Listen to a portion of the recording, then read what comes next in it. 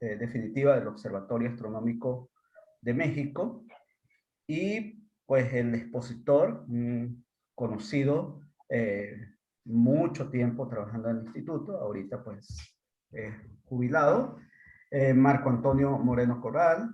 Entonces, Marco Arturo Moreno Corral, y un poco de la semblanza de él. Pues entonces realizó sus estudios de licenciatura en física y maestría en ciencias en las facultades de ciencias de la UNAM.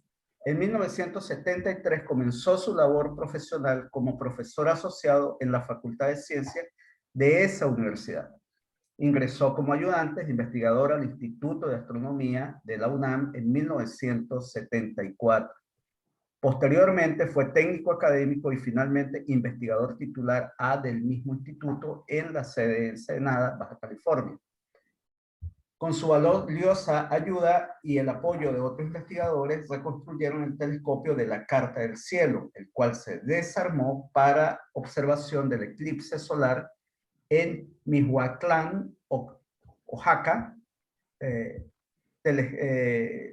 telescopio con más de 100 años de antigüedad, que es muestra única del proyecto internacional de la Carta del Cielo, de donde ese instrumento tomó su nombre, encontrándose actualmente en el Observatorio Astronómico Nacional con sede en Tonantzintla.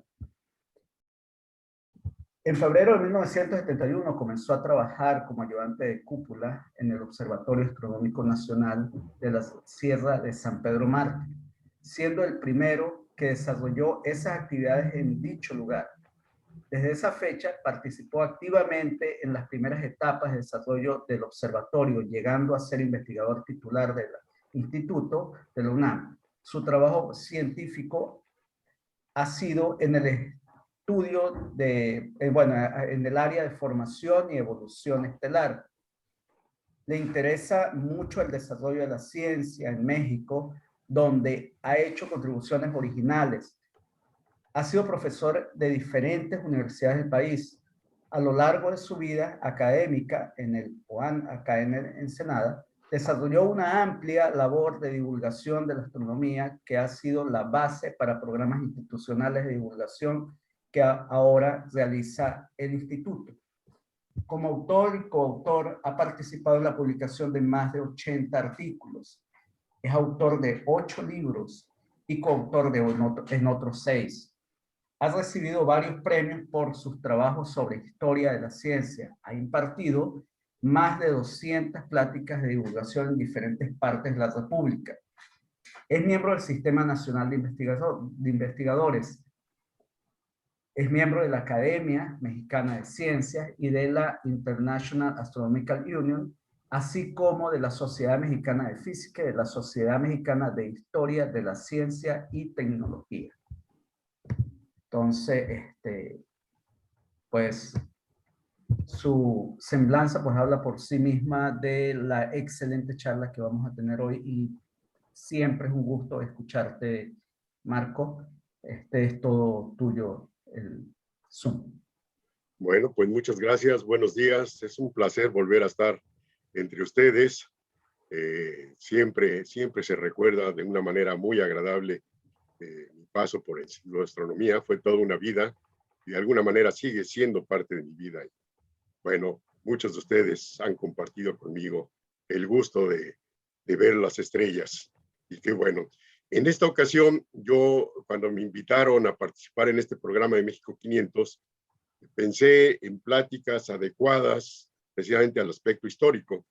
Entonces, decidí que el día de hoy, que es la primera plática, luego daré otras 2 pláticas en este mismo programa, el día de hoy iba a hablar precisamente de los antecedentes, origen y fundación definitiva del Observatorio Astronómico Nacional de México, porque hace exactamente 143 años, exactamente el día de hoy, fue puesto en operación el observatorio en lo alto del Castillo Chapultepec.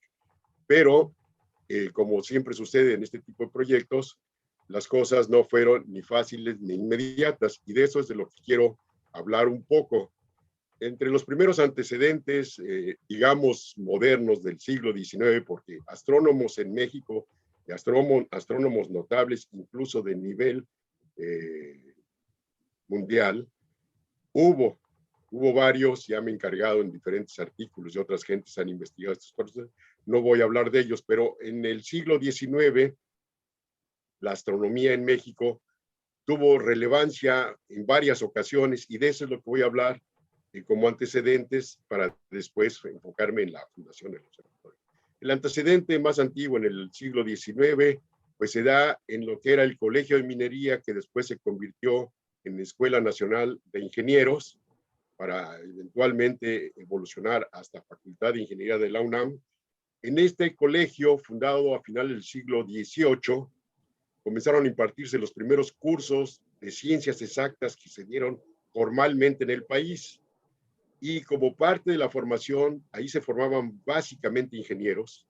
Como parte de la formación de estos ingenieros, dieron cursos de astronomía, porque debo recordarles, en el siglo XIX y todavía en el XX, la astronomía era, además de una bellísima ciencia, un auxiliar para muchos trabajos geofísicos, geográficos, y entonces como los ingenieros estaban enfocados a los aspectos de la geología, la geografía, llevaban astronomía. Como parte de los cursos, hubo un pequeño observatorio equipado con telescopio reflector y telescopios refractores en este lugar, que en ese momento, en 1808, se situaba en la actual calle de Guatemala, del centro de la Ciudad de México. Ahí estuvieron los primeros, digamos, telescopios oficiales. Posteriormente, cuando se da el proceso de independencia, surgen muchas ideas, hay todo el ímpetu de crear un nuevo país, y un político que además hacía cuestiones de geografía, cartografía y demás, Simón Tadeo Ortiz, propuso ante el Congreso que se formara un observatorio astronómico nacional. Esto es 1822. Y la razón no era tanto que él fuera astrónomo como tal, sino que estaban convencidos de la necesidad que había de usar la astronomía para los estudios que se estaban llevando a cabo de cartografía y otros aspectos para conocer a fondo la riqueza del país. Bueno, por la misma situación económica del país en ese momento, no se pudo llevar a cabo ese proyecto, pero es la primera idea ya formal de crear un observatorio, y este personaje hablaba del bosque de Chapultepec. En ese momento, les recuerdo que estaba a unos 5 kilómetros fuera de la Ciudad de México, de aquel momento. Bueno, las cosas siguen evolucionando, la astronomía sigue siendo parte importante del proceso de cartografía y geodesia. Todos los ingenieros, o buena parte de los ingenieros que se formaron en ese tiempo, tenían conocimientos de astronomía, entonces no era una ciencia ajena. En 1835, el director del Colegio Militar, el general Pedro García Conde, precisamente para apoyar las labores de enseñanza astronómica de los cadetes del Colegio Militar, adquirió en Alemania un telescopio Hertel. Aquí ven ustedes la fotografía, en el lado izquierdo ven a Pedro García Conde, en el lado derecho está un daguerrotipo que hace muchos años logré salvar yo del archivo que nos llegó de Tacubaya. Esta imagen que ustedes ven ahí es la única que existe todavía de ese instrumento, que llegó en 1835 a México. Fue el primer telescopio profesional realmente. Tenía un lente de 20 centímetros de diámetro y una distancia focal de 2 metros con 75 centímetros. Entonces, fue el primer telescopio profesional que hubo en México, y en efecto fue utilizado por los cadetes. En ese tiempo, el Colegio Militar estaba todavía por donde está actualmente el Hospital General de la ciudad, el Hospital General de la ciudad, y no en el Castillo de Chapultepec. Una etapa donde la astronomía jugó un importantísimo papel y que se ha olvidado que los mexicanos, los astrónomos, somos un tanto culpables de esto, es la importancia que jugó la astronomía en el momento en que se perdió la guerra con los Estados Unidos y tuvimos que ceder una parte importantísima de nuestro territorio. En el mapa que se ve al lado izquierdo está dibujado el México en el momento independiente en 1821. Como ven, era gigantesco el país. Y bueno, ahora sabemos que nuestras fronteras están mucho más al sur. Pero esas fronteras fueron trazadas originalmente en un tratado de Guadalupe Hidalgo, así se llamó el tratado que dio fin a la guerra entre los Estados Unidos y México. Y ahí quedó indicada la frontera, pero de manera nada más en palabras teórica. Trazar la frontera, trazarla verdaderamente, no fue tarea fácil. Se creó por parte de las dos naciones comisiones adecuadas. Y los mexicanos crearon una comisión encabezada por Pedro García Conde. El trabajo fue tan agotador, tan complicado, porque el gobierno creó una comisión, pero en ese tiempo hubo muchos cambios de gobierno y realmente dejaron a los comisionados solos en una zona verdaderamente extensa, incluso dominada por tribus todavía semisalvajes como apaches, en fin. Las escoltas militares que les fueron proporcionadas muchas veces desertaron por falta de pago. En fin, es una historia que hemos olvidado, pero aquí lo importante y lo que quiero señalar es que la astronomía fue la que se utilizó para marcar todos los puntos notables de la frontera. ¿Qué hacían? Pues tanto estadounidenses como mexicanos observaban estrellas brillantes, la culminación, etcétera, etcétera, para ir fijando las posiciones geográficas indicadas en el Tratado de Guadalupe Hidalgo. Así lo hicieron. Este proceso llevó varios años. De hecho, hubo que modificar la frontera una vez terminado el primer trabajo. Santana vendió otro pedazo más de México y hubo que volver a retrasar la frontera. Y esa es una parte muy olvidada de los mexicanos. Nos duele mucho todavía. Le hemos olvidado, pero lo triste es que hemos olvidado la importancia tan grande que tuvo la astronomía en ese proceso. Aquí, como miembros de esa comisión, hubo dos astrónomos muy importantes de aquel tiempo, José Salazar y Larregui y Francisco Jiménez, gentes que eran ingenieros, uno egresado del Colegio Militar, el Francisco Jiménez, y el otro el Colegio de Ingenieros, que eran los lugares donde se formaban. Estos dos personajes recorrieron todas esas regiones, esas áridas regiones de la América del Norte, como dice la canción de Chava Flores, trazando las mojoneras, y de hecho lo único que hacían era determinar los puntos, ponerse de acuerdo con sus equivalentes estadounidenses y hacer apilaciones de rocas como las que está indicada en la fotografía, y posteriormente se fueron poniendo las mojoneras tal y como bueno, ya las actuales han sido una vez más cambiadas, pero las mojoneras que estaban todavía hace algunos años. Entonces, es fundamental entender en nuestra historia que la astronomía no es nada más una cosa bonita de ver al cielo, como han dicho muchas veces. Ha jugado un papel muy importante dentro de la política mexicana, y en esta época de 1848, 1850, ayudó a que el despojo territorial no fuera tan grande. Bueno, avanza el tiempo en nuestro país, siguen las revueltas, siguen los cambios de gobierno. Finalmente llega Benito Juárez al gobierno y hacen un primer intento de establecer un observatorio oficial. Insisto, las autoridades o algunas autoridades sentían la necesidad de la astronomía en ese momento, y Benito Juárez encarga al ministro de Justicia e Instrucción Pública, Jesús Terán Peredo, en 1862, de que se construya un observatorio en lo alto del Castillo Chapultepec. Insisto, esta era una zona arbolada, un bosque fuera de la Ciudad de México en ese tiempo, con la elevación adecuada, etcétera.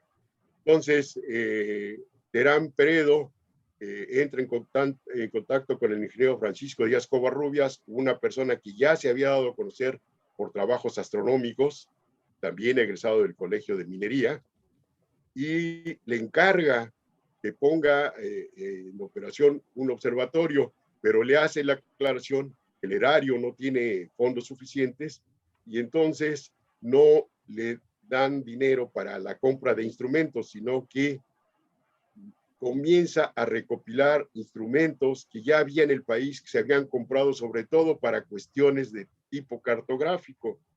En 1862 entonces comienza Díaz Covarrubias, instala algunos instrumentos, comienza a determinar sobre todo los parámetros instrumentales para poder manejarlos adecuadamente y aquí vemos una foto antigua del castillo Chapultepec con un volcán maravilloso. Vean todavía los nopales, los magueyes.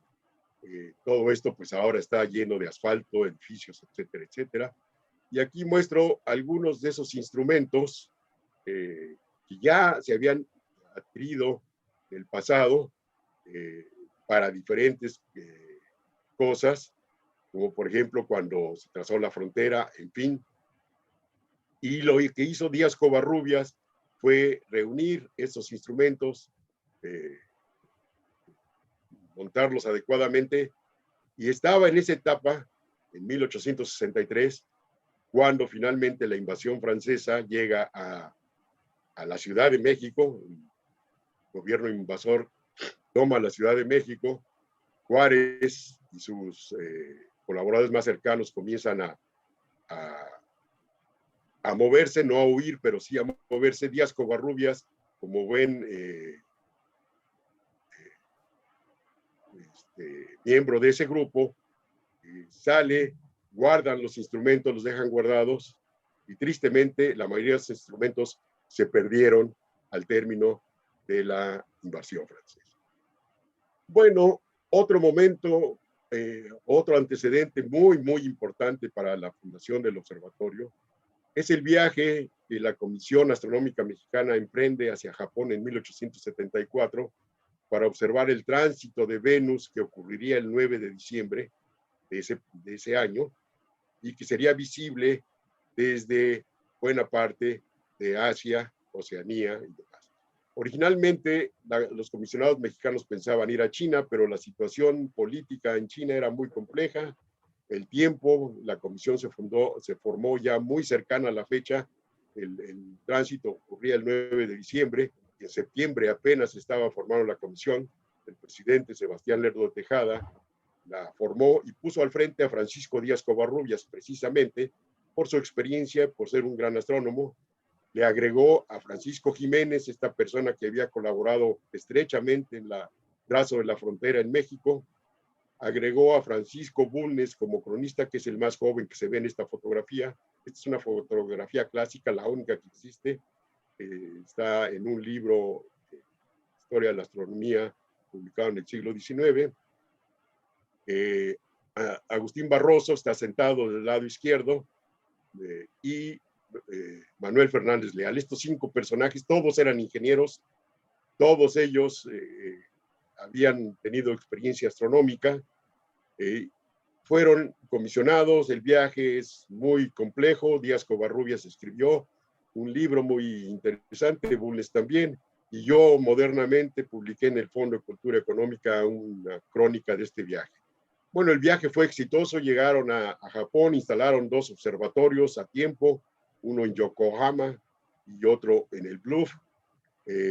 Llevaban instrumentos modestos, porque insisto, tampoco hubo dinero para comprar instrumentos especiales, y hicieron las observaciones exitosamente. De esos instrumentos todavía queda en nuestro acervo histórico aquí en el Instituto de Astronomía. Yo lo entregué cuando me jubilé. El cronómetro Blackie número 750, que se ve aquí al margen derecho, todavía nos queda ese instrumento de entonces. Se publicaron básicamente 3 trabajos con este viaje. Uno por Díaz Covarrubias, el que está a la izquierda, que es la crónica oficial del viaje, tiene una enorme cantidad de datos muy interesantes, es un libro ameno de leer, refleja mucho el pensar de un científico mexicano del siglo XIX, yo le recomendaría. En bibliotecas, nosotros lo tenemos en nuestra biblioteca, en Ciudad Universitaria tenemos un ejemplar de ese libro. Otra es la crónica hecha por Francisco Bulnes, 11,000 leguas, etcétera, etcétera, hasta el centro. Y en París, cuando regresaban los astrónomos mexicanos de observar este tránsito, Francisco Díaz Covarrubias publicó en París la reseña y los datos obtenidos de su observación. Les recuerdo que la importancia de esta observación era muy grande, porque permitiría obtener con mayor precisión la paralaje solar, lo cual a su vez permitiría determinar la distancia Tierra-Sol, que en el fondo lo que se buscaba era conocer las dimensiones reales del sistema solar.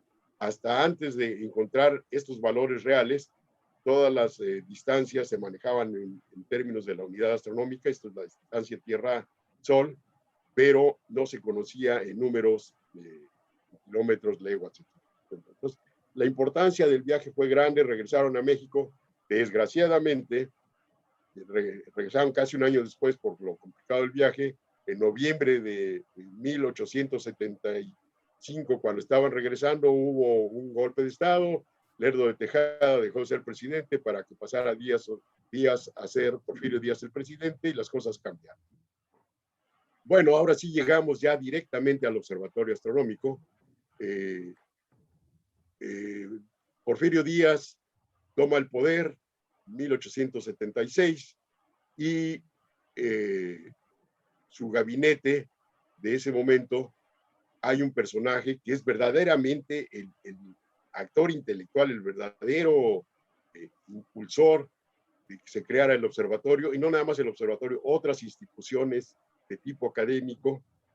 Se creó otro observatorio, el meteorológico, otro observatorio astronómico, el central desapareció rápidamente, pero este personaje, Vicente Riva Palacio, que está sentado al frente de esta imagen, es una imagen de nuestra colección histórica de placas que tuvimos alguna vez en el instituto. Este personaje es el que está al centro, alrededor de él hay varios otros, todos ellos ingenieros, y el tercero de izquierda a derecha parado es Ángel Anguiano, que iba a jugar un papel importantísimo en la fundación de nuestro observatorio. Estos personajes, seguramente esta fotografía fue tomada en 1876, porque en diciembre de 1876, Vicente Riva Palacio dio instrucciones a Ángel Anguiano de que formara un proyecto para crear un observatorio en el Castillo de Chapultepec. No hay, como por ahí se ha dicho y por ahí está escrito en algunos lados equivocadamente, que hubo un decreto presidencial al respecto. No lo hay. Son instrucciones. El ministro de Fomento, aquí están, en esta memoria al Congreso de la Unión, publicada en 1877. Ahí está, claro, no lo alcanzan a leer ni pretendo que lo lean, pero ahí está todo detallado. Debo decirles que, como siempre sucede, a las grandes ideas también se oponen grandes obstáculos. Hubo oposición en contra de la idea de crear un observatorio astronómico nacional. Siempre se dijo, ¿por qué vamos a gastar de lo poco el erario que tenemos en ver estrellas? Ese tipo de cosas hemos oído muchas veces, sobre todo últimamente estamos resintiendo mucho este tipo de ideas.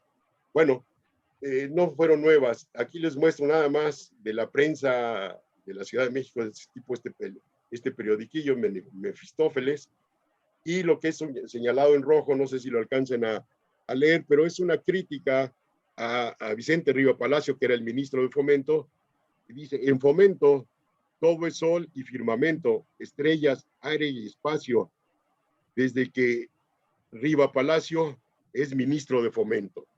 Y en el lado derecho hay una caricatura también que está ridiculizando las diferentes, desde la presidencia, los diferentes ministerios, y en la parte de abajo está caricaturizado el Ministerio de Fomento con un telescopio refractor muy simple y unas estrellas. Hubo oposición. Bueno, aquí vemos otra foto de Riva Palacio, no es la misma, vean, hay menos personajes. Y Anguiano es el tercero, el que está exactamente atrás de Riva Palacio. Y aquí estos personajes, yo he identificado algunos de ellos, y todos participaron en el proceso de formación y fundación del observatorio, y fueron de los primeros astrónomos. Muy bien, las cosas llegan. Aquí está Ángel Anguiano Limón, que es el nombre completo de nuestro fundador. Era ingeniero y arquitecto, egresado de la Academia de San Carlos en México en 1868. En su primera etapa se dedicó, o lo dedicaron, o lo contrataron como constructor de caminos, construyó el camino entre Morelia y Las Barrancas en el estado de Michoacán. Posteriormente fue inspector general de caminos y realizó con este tipo de trabajos muchas observaciones astronómicas para establecer las posiciones geográficas de diferentes poblaciones, entre ellas la de Morelia, Michoacán. De hecho, la posición geográfica de Morelia, Michoacán, que hasta hace no mucho tiempo estaba en el anuario del Observatorio Astronómico Nacional, fue determinada por él y se refería a una de las torres, creo que a la torre oeste, no estoy muy seguro, pero a una de las dos torres de la Catedral de Morelia, Michoacán. Escribió en ese momento un libro, Morelia en 1872, Historias, Topografía y Estadística, donde hablaba de todo esto. Bueno, en 1876, insisto, fue comisionado por Riva Palacio para que en lo alto del castillo de Chapultepec, y con un costo mínimo, insistían siempre en el costo mínimo porque no había dinero, instalara ahí un observatorio. Nuevamente, ¿qué hizo Anguiano? Reunir instrumentos que ya estaban en el país en ese momento para echar a andar el observatorio, construir algunas cuartos, como dice, para hacer una biblioteca, etcétera. Entonces, en enero de 1877, Anguiano le presenta a Riva Palacio, este es el plano, como ven al centro, dice Ángel Anguiano, este es el proyecto de observatorio en el castillo de Chapultepec que presentó Ángel Anguiano en enero de 1877. Vean, sobresale la torre, se llama del Caballero. El castillo de Chapultepec es una construcción que viene desde la colonia, desde finales de la colonia. Estuvo abandonada, estuvo, en fin, en muchas situaciones difíciles, pero esta torre, que fue cuando el castillo estuvo ocupado por el Colegio Militar antes de la guerra con Estados Unidos, ahí fue instalado aquel telescopio Hertel que les mencioné. Bueno, este es el plano y el proyecto de Anguiano para tener ese primer observatorio astronómico nacional. Aquí les muestro, también tomado de la prensa de ese tiempo, una litografía donde se muestra el bosque de Chapultepec. Vean esa misma torre, claro, un poco exagerada, con una cúpula ya, y es todavía en ese momento, 1878, cuando se publicó esto, todavía se habla del proyecto del Observatorio Nacional en Chapultepec. Esta es la acuarela que nosotros conocemos.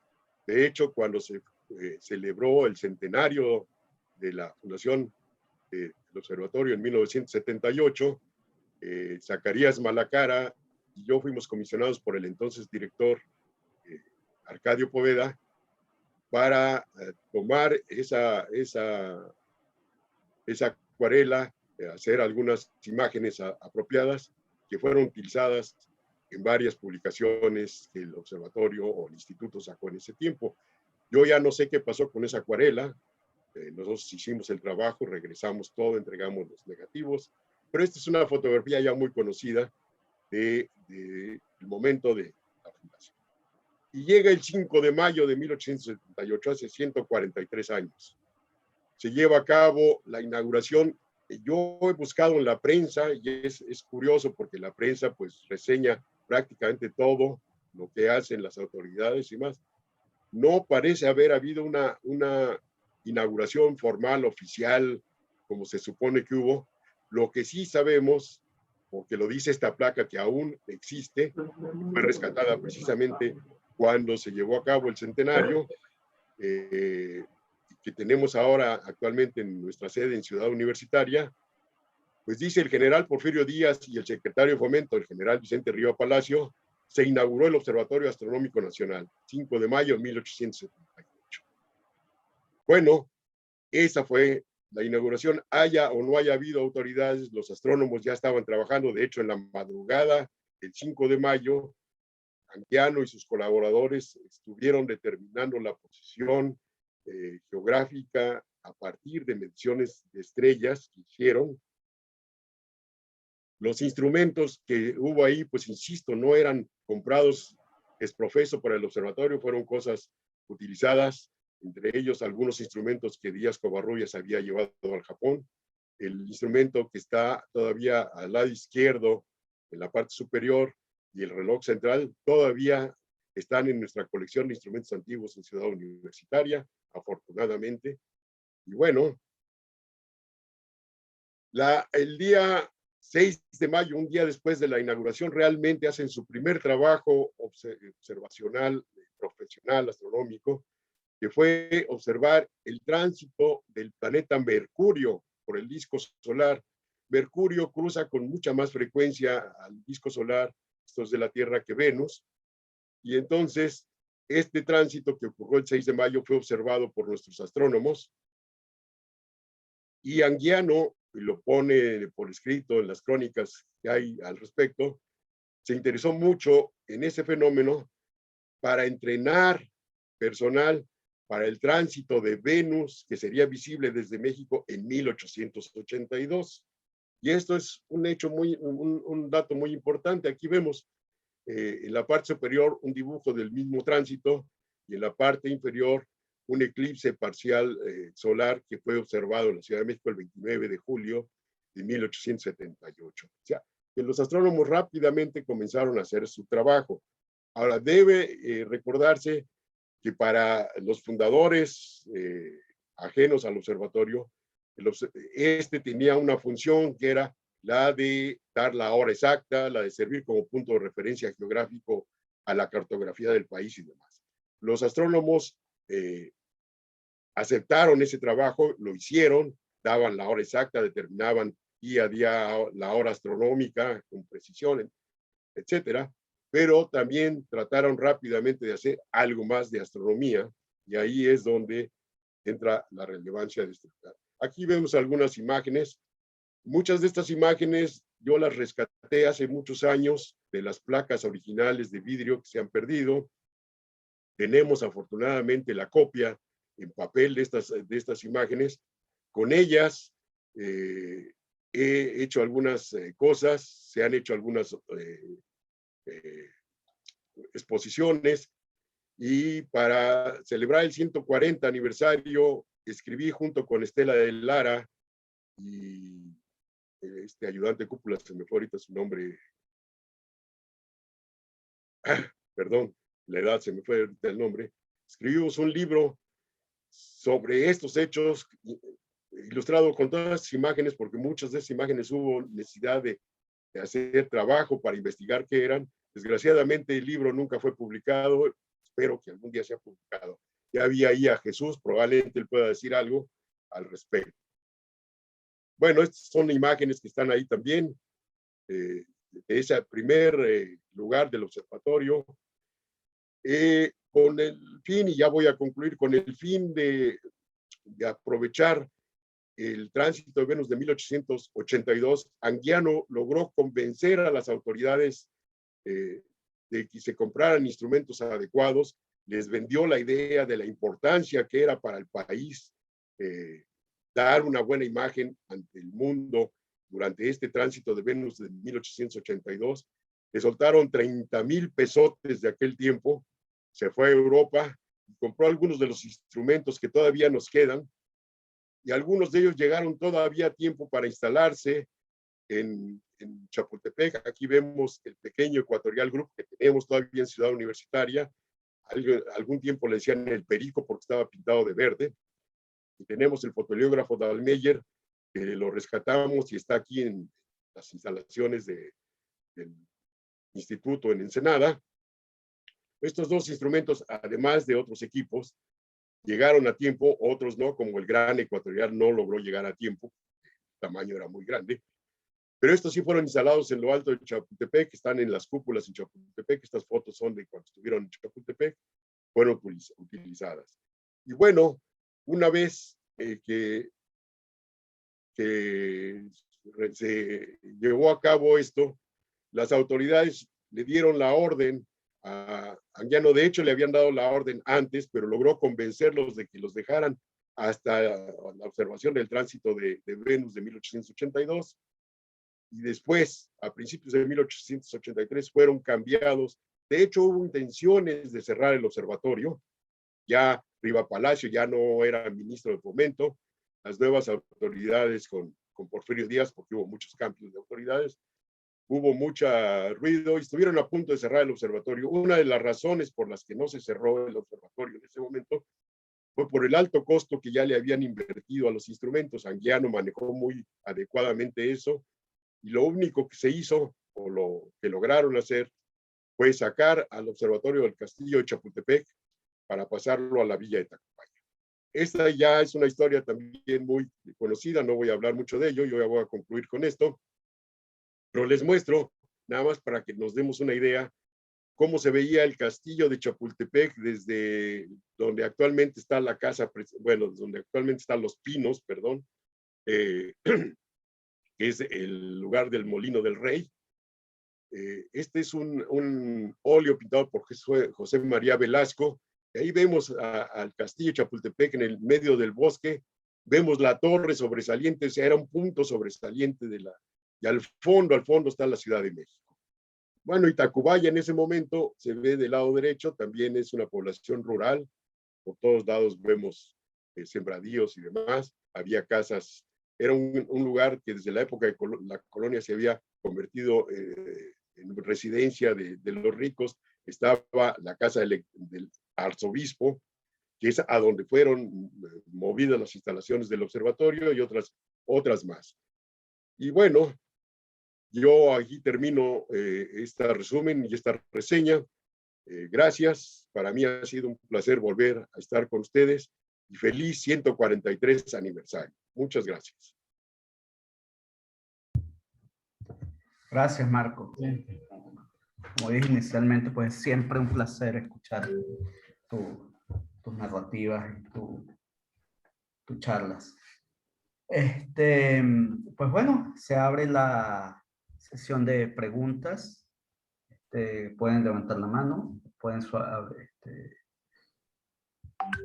para poderles darle la palabra.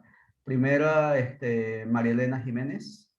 Nada más para comentarle, Marco Felipe Montalvo es el ayudante de cúpula. En efecto, perdón, ya mi Alzheimer está muy avanzado. Es todo. Okay. Chucho. Sí, era para comentar lo mismo que era Felipe Montalvo. Y en efecto, el estado del libro es que nos falta la mitad del financiamiento para publicarlo, pero es muy bueno.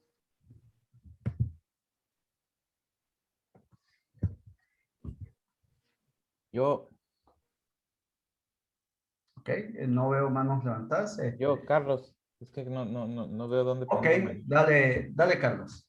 Buenas, Marcos, profesor, disculpe, llegué un poco tarde a la plática, pero de todas maneras lo que vengas a saber me gustó mucho.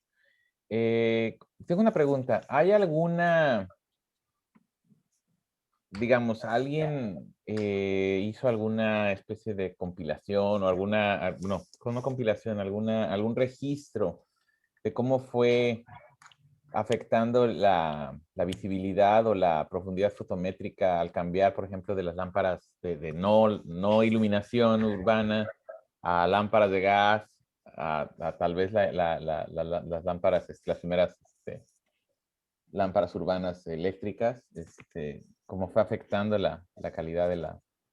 Mira, hasta donde yo conozco, no hay como un estudio formal de esa situación, al menos por parte de los astrónomos, no la hay en ese momento. Todo esto sucede antes de que realmente la Ciudad de México comenzara a tener luz eléctrica como tal. En la fundación del observatorio, aunque había luz eléctrica ya, solamente en unos cuantos lugares. Lo que sí comienza a ver, con motivo, ya no hablé de esto, pero posteriormente los mexicanos participan en el proyecto internacional de la Carta del Cielo, Sí. y con ese motivo sí hay algunos datos, hay por ahí, no recuerdo exactamente el número, pero Schuster y yo publicamos un artículo el año pasado sobre esto, y encontré los datos y nos dice el número de noches que había disponibles para las observaciones de la Carta del Cielo, esto es 20 años después, con el número de noches disponibles a principios del siglo XX. Hay este tipo de información, pero en el momento preciso de la fundación del observatorio, la gran mayoría de la Ciudad de México no tenía luz. Ok, excelente. Gracias. Mauricio Tapia. Oye, Marco, qué gusto escucharte otra vez. Oye, con respecto a la cartografía, pues hace una fotografía muy impresionante del castillo de Chapultepec con el Iztaccíhuatl atrás, digamos, alineados, y por supuesto el lindo óleo de Velasco, que dice que es desde el Molino del Rey, que todos pensamos que es Los Pinos ahora. Eso no es cierto, no puede estar esa vista de Velasco realmente desde donde ahora son las Palmas, o sea, la avenida de las Palmas, ¿no? En Chapultepec, no en Chapultepec, en las lomas de Chapultepec. O sea, es la única forma. Y además, la otra fotografía lindísima de la época donde está de fondo el Iztaccíhuatl, esa debe haber sido tomada más o menos desde el campo militar número 1 actual, porque es la forma de alinear todo, incluyendo las alturas, ¿no? Entonces, eso de que sería interesante averiguar por qué el óleo ese de Velasco se dice que es de Molino del Rey. Ahora que Los Pinos es museo, te paras, yo lo he hecho, y muchos de ustedes seguro también, en cualquier lugar de Los Pinos, no hay forma de tener esa vista del castillo de Chapultepec desde ahí. O sea, está mal quien le asignó a ese óleo que es desde el Molino del Rey, a menos de que el Molino del Rey en esa época no fuera lo que luego lo conocimos nosotros que vivimos en México en el siglo pasado, que el Molino del Rey corresponde a Los Pinos, está juntito a Los Pinos. Sí, tienes razón, es muy probable que haya una equivocación. O sea, yo tomé el título del óleo, está en el Museo del Munal, ahí está ese museo, sí, es la pintura de Velasco, y ahí tomé el título, pero en efecto no está exactamente orientada.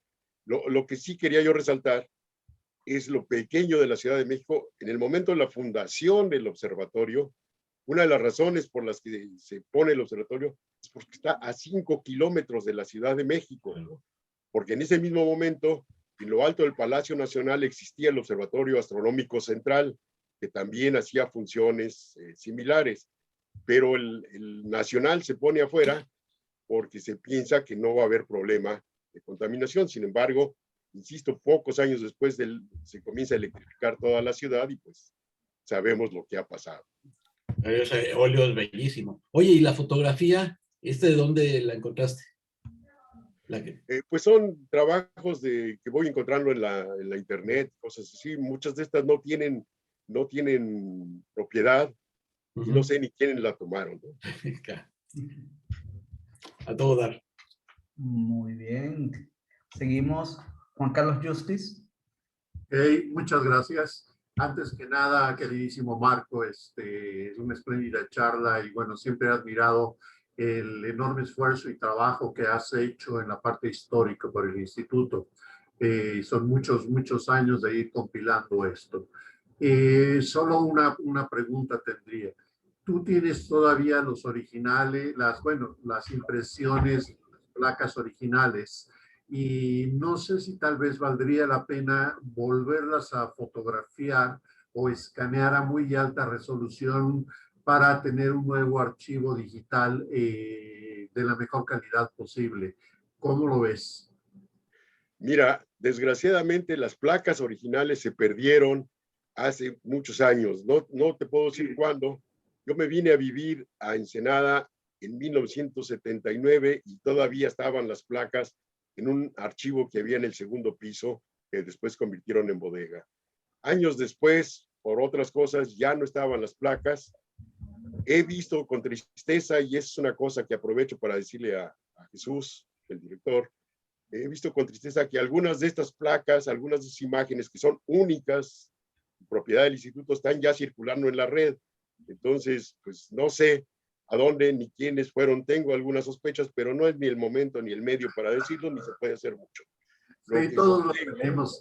Lo que sí tengo es las impresiones que yo hice de contacto de esas placas.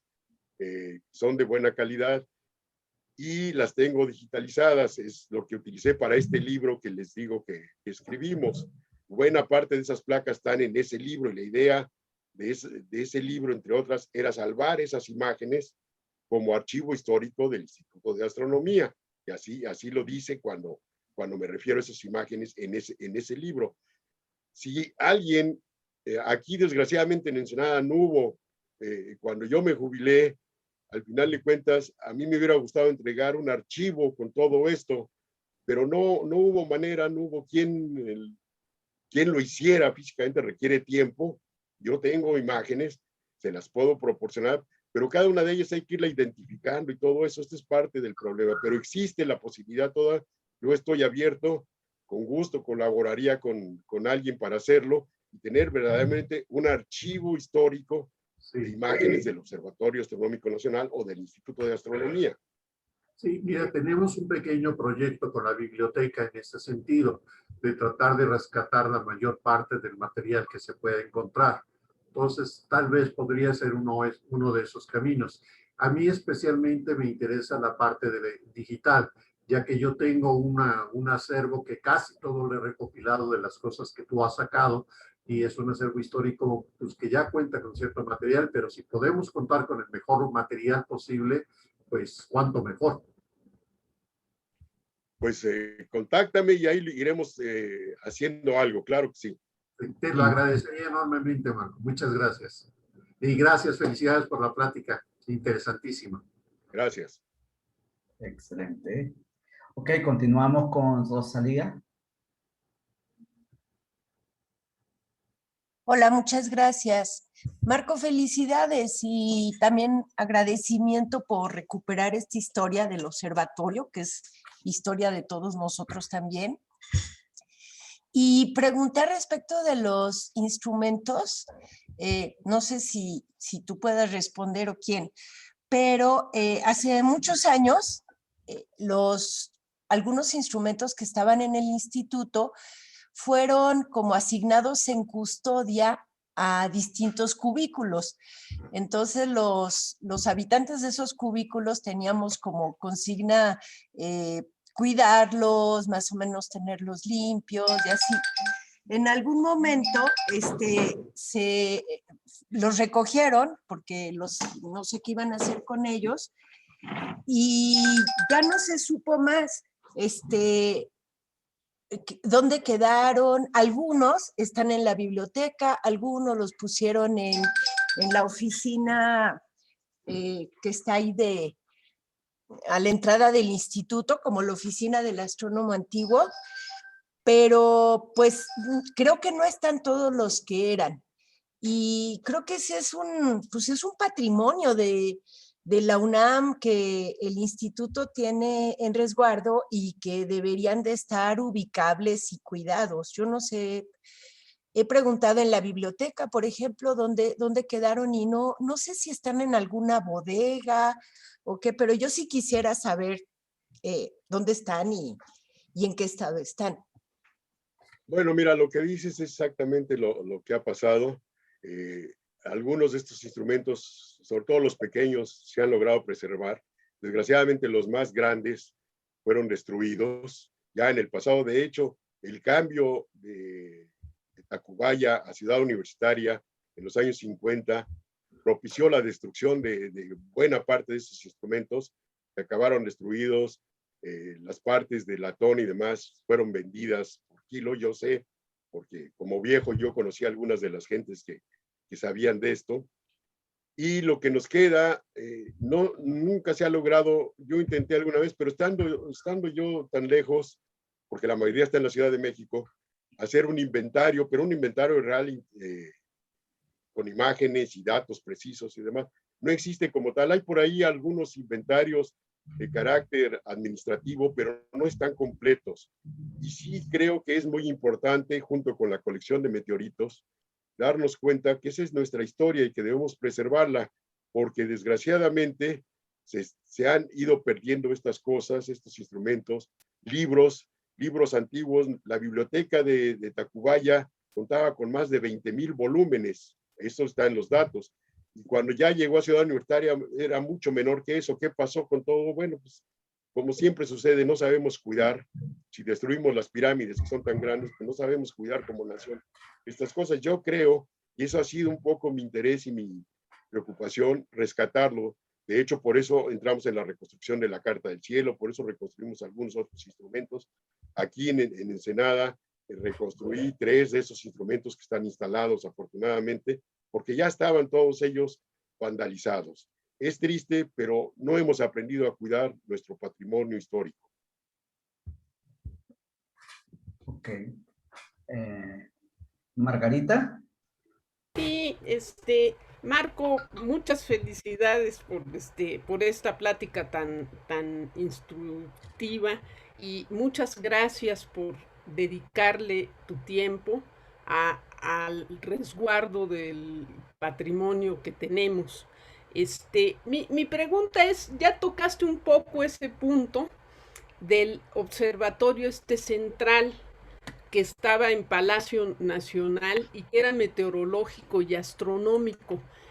¿No fue ese un antecedente de Chapultepec? ¿O siempre se pensó como algo diferente?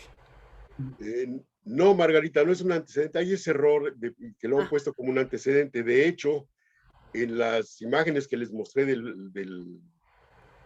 las instrucciones de la Secretaría de Fomento, del Ministerio de Fomento, para crear el Observatorio Astronómico Nacional, al mismo tiempo se le dieron instrucciones a Francisco Jiménez, el otro astrónomo, de crear el Observatorio Astronómico Central, que estuvo en lo alto del Palacio Nacional. Afortunadamente también tenemos imágenes, no las mostré por brevedad, pero también tenemos imágenes de ese observatorio.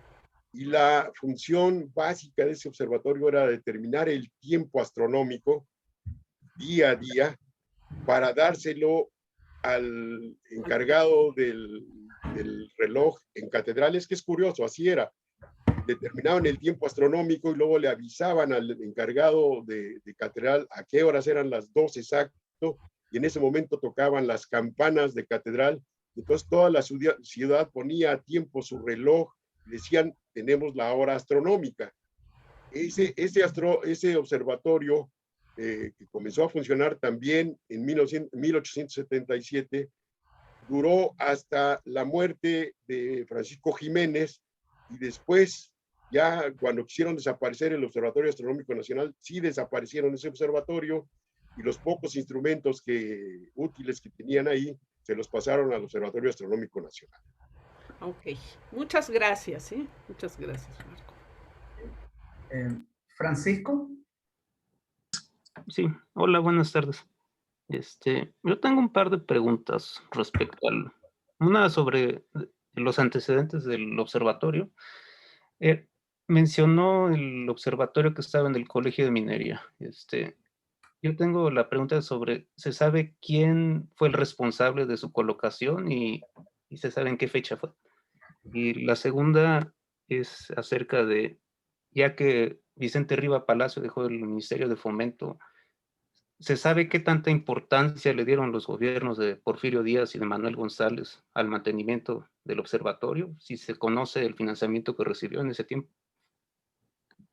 Bueno, respecto a la primera pregunta, existe información escrita, hay por ahí unas crónicas del Colegio de Minería escritas, donde está de manera clara que se llevó a cabo la fundación de ese observatorio y demás, aunque no dicen la persona, pero todo eso es que era en esa época el responsable directo era el director del observatorio, el Ullar. Era una época en que todavía pertenecía a la Nueva España. Entonces, no está el individuo como tal, sino las instrucciones del director, en fin. En cuanto a la segunda pregunta era, perdón. Ah, sí, sobre si se conoce la importancia que le dio los gobiernos. Sí, bueno, como parte de las obligaciones del director del Observatorio Astronómico Nacional, año a año se publicaba un reporte de actividades en estos volúmenes del Ministerio de Fomento. Ahí es donde uno puede recurrir y leer todo lo que el director dice que se hizo y se hacía, tanto en el aspecto científico como material, etcétera. Lo que es muy cierto es que hubo, no puedo decir los nombres, no lo sé en este momento, habría que releer algunas notas, pero hubo diputados de este tiempo que se opusieron a que se gastara del erario en ver estrellas, así lo decían, se gastara dinero del erario en ver estrellas y querían desaparecer el observatorio. El punto de salvación, y Anguiano lo dice en sus reportes, es que ya el gobierno federal le había invertido 30,000 pesos, que era una cantidad enorme de dinero, a la compra de instrumentos, y eso fue, al menos es mi interpretación de lo que escribe Anguiano sobre ese particular, que de no haber existido esa inversión tan alta de instrumentos que ya estaban comprados, algunos ya habían llegado, pero estaban en proceso, como el Gran Ecuatorial, que es el telescopio refractor más grande que hubo en México, 5 metros de distancia focal, no había llegado todavía. Entonces, ese hecho salvó, pero no salvó al que el observatorio tuviera que ser movido, porque se decidió, por cuestiones políticas, que el colegio militar volviera al castillo de Chapultepec. Entonces, por esa razón, sacaron al observatorio astronómico el castillo de Chapultepec y lo pasaron a la huerta del edificio del exarzobispado en Tacubaya. Yo ya no hablé mucho de esto porque es otra historia también muy interesante y muy larga. Muchas gracias. Tenemos 4 preguntas adicionales, 2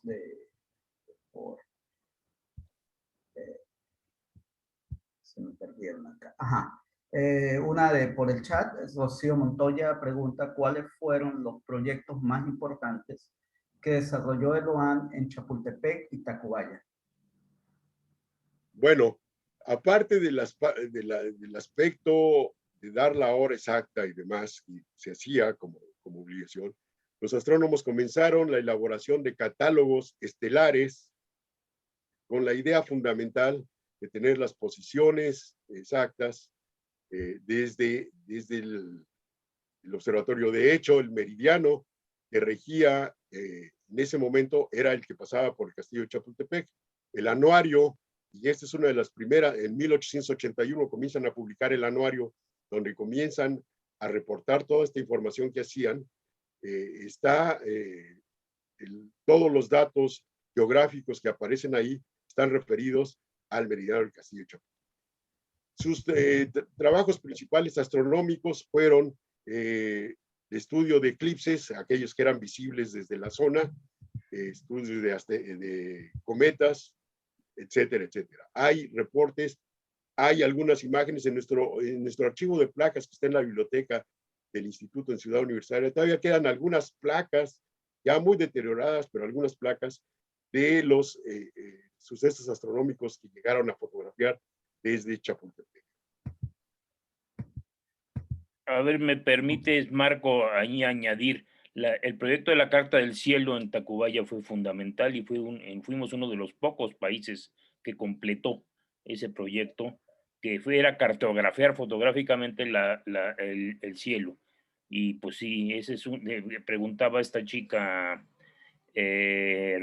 Rocío Montoya, cuál proyectos también de Tacubaya. Y sí, y quiero señalar nada más que era sumamente importante en la determinación de la hora. Entonces no había otra manera de saber la hora más que astronómicamente. Y la hora se daba, era hora local, era hora de como tú dices, del meridiano de Chapultepec, por ejemplo, para ser precisos. Era sumamente importante la determinación de la hora porque era la manera de determinar la hora con cierto grado de precisión, cosa que empieza a ser importante con los ferrocarriles. Pero bueno, ahí nomás. Te mando besitos, Arturo.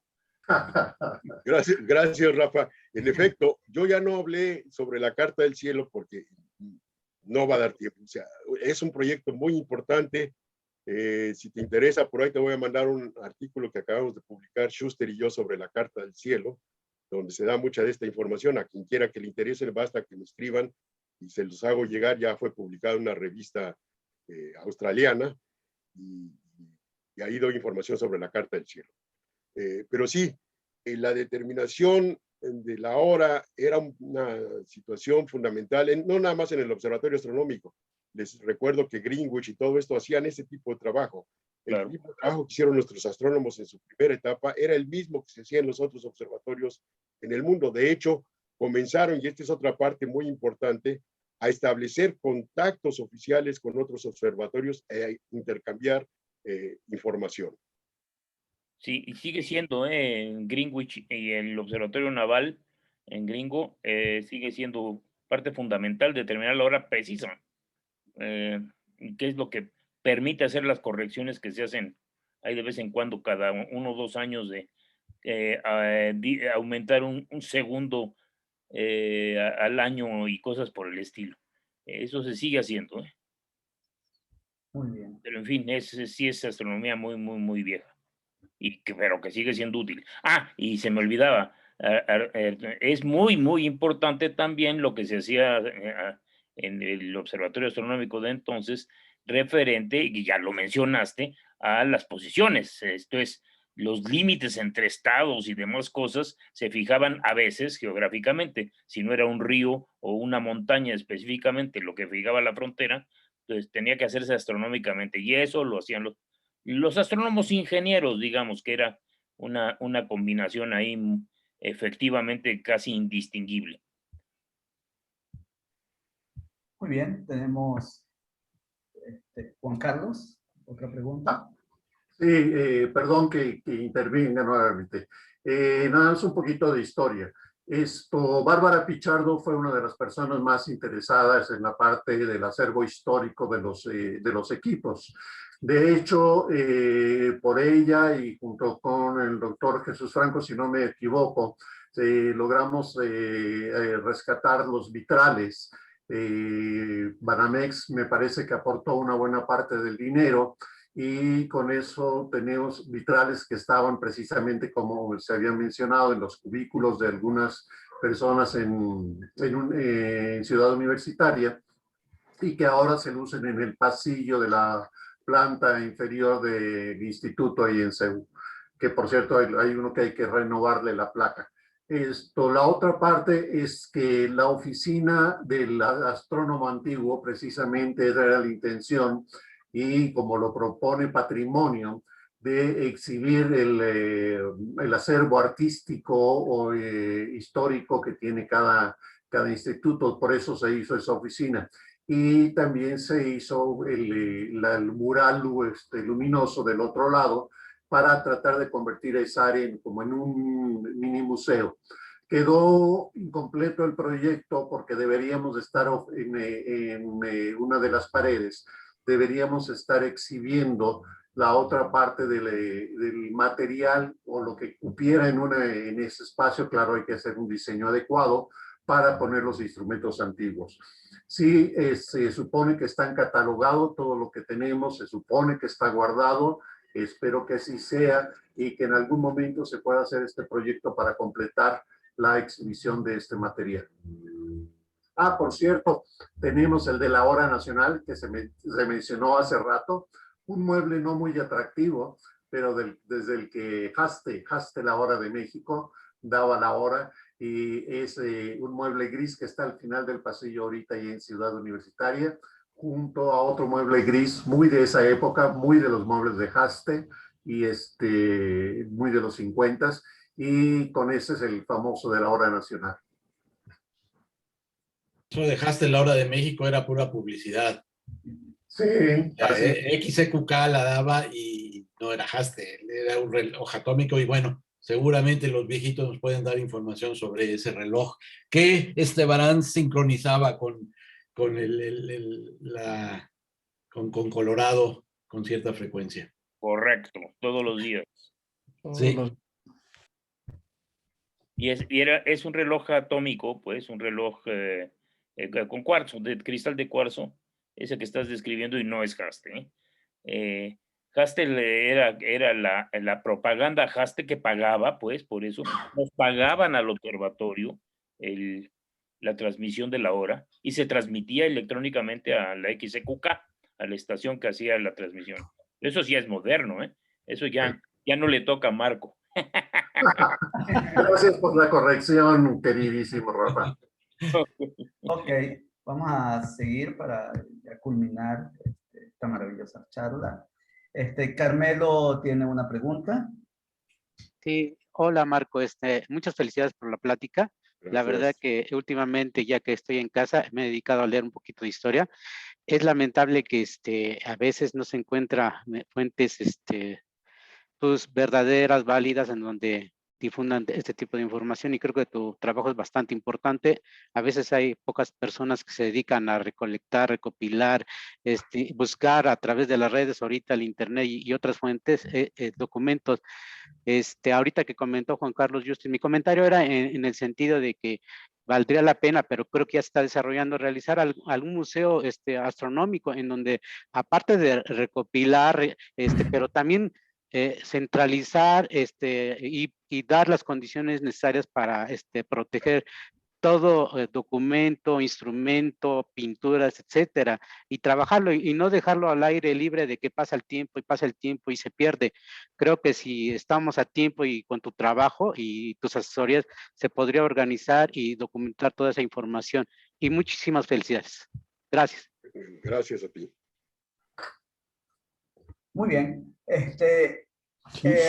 Para finalizar, pues tenemos una pregunta de Luis Aguilar, que fue respondida también parcialmente en el chat. En la UNAM, ¿quién o qué institución, dependencia u organización tiene la custodia de este acervo de instrumentos? ¿Es el IA UNAM? Si es el IA UNAM, ¿hay alguien designado para esto? Sí, en efecto, la dependencia es patrimonio universitario y en el UNAM tenemos una comisión de acervo histórico en la que estaba Marco. Comentaba que retomamos, digamos, los lineamientos y el alcance de esa comisión. Hay que retomarla y sobre todo muchas de las iniciativas que hoy se han presentado, llevarlas a cabo a través de esa comisión, ¿no? Bueno, excelente. Pues los invito a que abran sus micrófonos o prendan sus cámaras para dar el agradecimiento respectivo. Un aplauso para Marco. Gracias, Marco. Un abrazo y estamos en contacto porque sí te requerimos y sé que les vas a seguir colaborando con nosotros, como siempre. Muchas gracias. Claro, sí, muchas gracias y me dio un gusto volverlos a ver. Gracias. Gente, Markovich. Un abrazo, Marco. Gracias, felicidades. Muchas felicidades, Marco.